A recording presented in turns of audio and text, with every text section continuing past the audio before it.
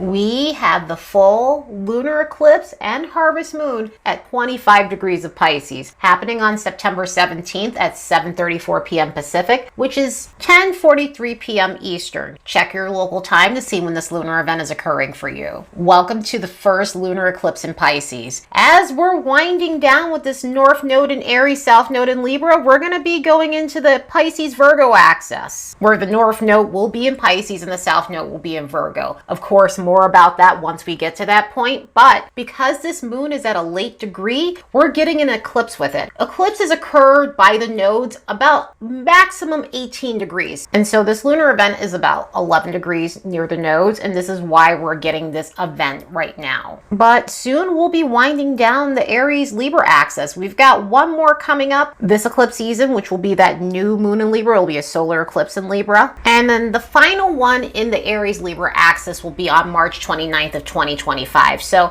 we're winding down that cycle and going into something new. And so this is our first taste of a lunar eclipse in Pisces, or just overall the Pisces Virgo axis and what we have in store for us. So this type of lunar eclipse that we're getting for this round is a partial one. So this means it doesn't get 100% coverage from the Earth's shadow.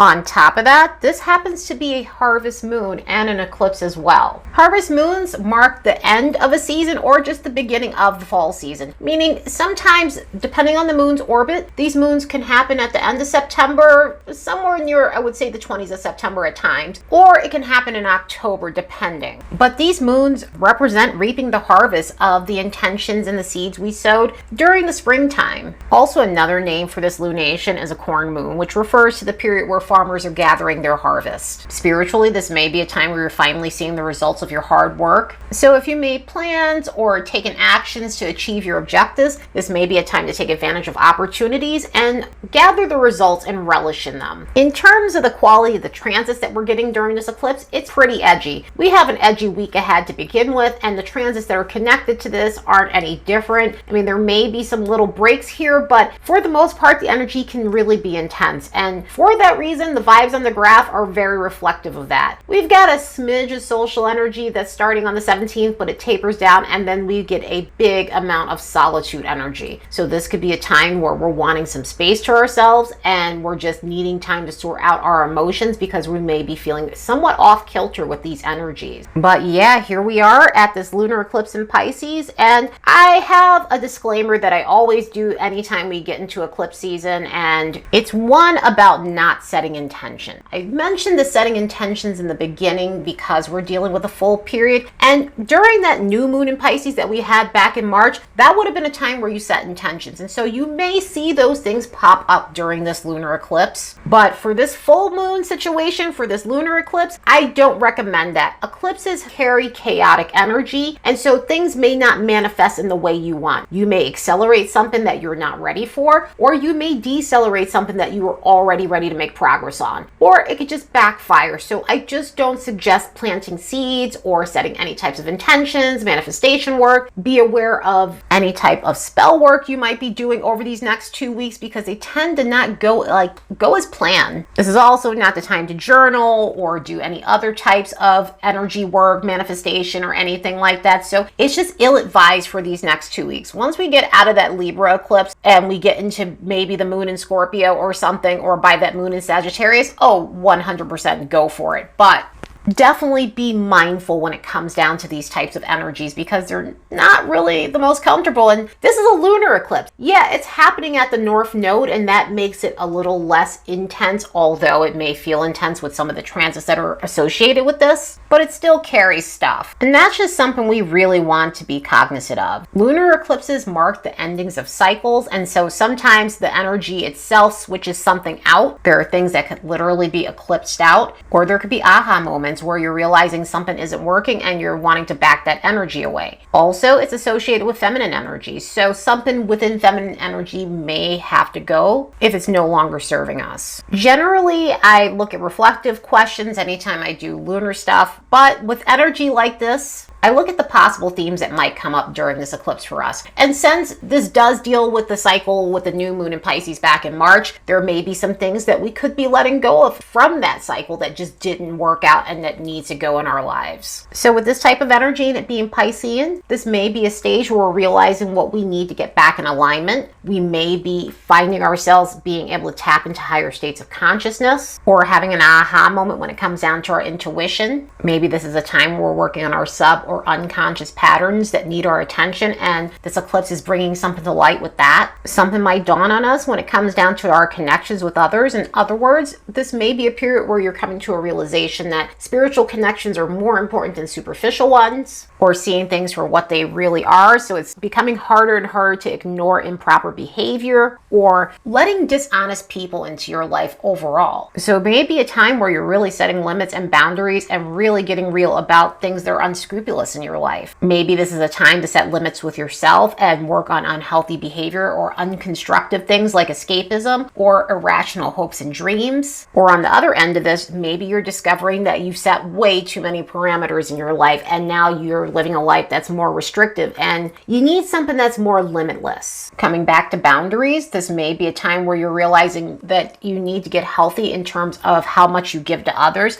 In other words, still being yourself and being kind rather than being overly sacrificial. This might also show you where it's time to start showing yourself the same type of kindness you show others and learn how to practice self-compassion and empathy for yourself, along with extending that same sort of compassion to people who are constructive and deserve it, of course, within reason. Energy like this may have us stepping back and realizing that we need to work on our beliefs, our faith, our spiritual practices, whether we've lost faith in situations or belief, or we've stepped away from our spiritual practices, or it's a time where you're feeling like your ideals are finally coming back in the most healthiest way possible, and you're able to get back into alignment with spiritual practices. With this, if you've been going through some sort of creative block, this may be a time where you're getting back in touch with your artistic side or your abstract side through poetry, music, art, anything to do with film, images, photography. Sometimes eclipses can awaken certain things that have been dormant for a while, and this may be a time where you're feeling like you're getting that back if you've had that side to you. But overall, this could be a time of truly realizing where you're self-undoing and what you need to let go of in order to make progress with yourself. Let's look at these transits and see what we can expect from this lunar event.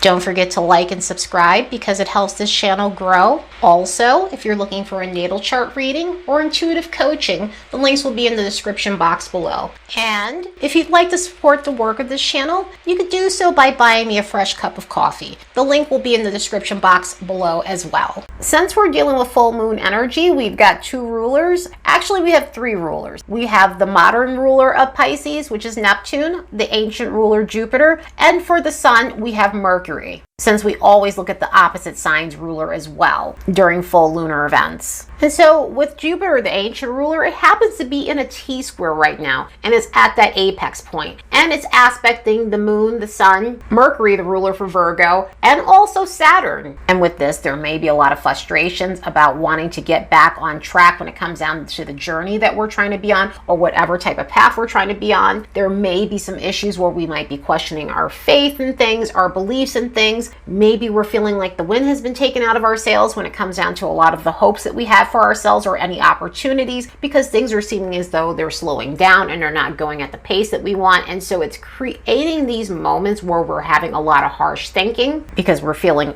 discouraged. We're feeling like there's no light at the end of the tunnel because it's just feeling like any of our hopes for expansion are being throttled right now at this point in time. And so this can really feel discouraging. Also with this, we need to be aware of going against the grain and trying to do things impulsively because they may backfire in energy like this. Another thing that can come up with this T-square is it could be issues when it comes down to our interactions with others. So some of it may be that we're at odds with people because of either ego issues and even power struggles with Mercury making that aspect to Pluto. It's making a sesquiquadrate to Pluto at that time, along with a couple of difficult alignments to Saturn and Chiron. And so that can create moments where harsh thinking is a little bit more prevalent than typical, and we may may get into prickly situations and conversations with people, or just experience harsh thinking, or just needing time to ourselves, needing space from others, just not being in the mood to talk to people. At least there are some saving graces with the sun making harmonious alignments to Uranus along with the moon. So we might end up having an epiphany during this time. We may end up having a breakthrough during this time, helping us in coming up with solutions to these complex concerns that we have going on. But it can also feel like a time of, even though we have some things in front of us that are challenging, there's something that we can do maybe to mitigate that, and also to find some sort of solution to whatever may be creating complexities in our lives. And also with the sun making a trine to Pluto, it could be a phase where we're starting to recognize patterns that are holding us back, and so we can step back into our personal power. As this is all going on, the sun is making alignments to Neptune, Uranus, and Pluto in retrograde turning point alignments. So there can be a sense where we're having a beginning point on our journey. We're kind of feeling like we're at a peak period with this Neptune stuff, and we can also feel like we're closing a chapter with the stuff with Pluto. So this lunar eclipse has a lot of potent energy that can feel heavy at times, but also give us these grains of hope that can help us get through some of the complexities that may be occurring during this time. The signs that'll feel this lunar event more than others will be the mutable modality. Therefore, Gemini, Virgo, Sagittarius, and Pisces, between 20 to 29 degrees of these placements, will feel this more than others. Anyway, I hope you all have a very constructive lunar eclipse in Pisces. Later, and see you in the next episode.